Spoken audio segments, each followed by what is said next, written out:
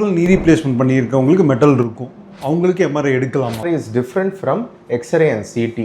X ray வந்து ஒரு தேய்மானம் இல்லை ஒரு எலும்பு முறிவு பார்க்குறதுக்காக ஒரு 2 டைமென்ஷனலாக ஒரு இமேஜிங். அதுவே வந்து ஒரு போன் ஒரு 3 டைமென்ஷனல் ஆஸ்பெக்டில் பார்க்கணும், ஒரு ப்ரீ ஆப்ரேட் வந்து ரேடியேஷன் பேஸ்ட் மேஜர்லி போன் பார்க்க வேண்டிய ஸ்கேன். ஸோ எம்ஆர்ஐ அப்படிங்கிறது ஒரு மேக்னெட்டிக் ஃபீல்டு சம்மந்தப்பட்ட விஷயம்.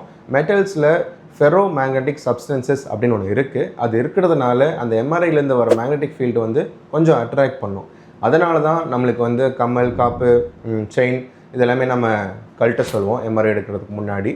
இப்போ இருக்கிற லேட்டஸ்ட் ஆர்த்தோபெடிக் இம்ப்ளான்ஸில் பார்த்தீங்கன்னா they are very low carbon implants like cobalt chromium, titanium nitrate coated, oxinium coated, அந்த மாதிரி நிறைய பயாலஜிக்கலி இன்னர்ட் மெட்டீரியல்ஸ் இருக்குது. ஸோ இந்த மாதிரி மெட்டல் இம்ப்ளான்ஸில் there is no ferro magnetic capacity.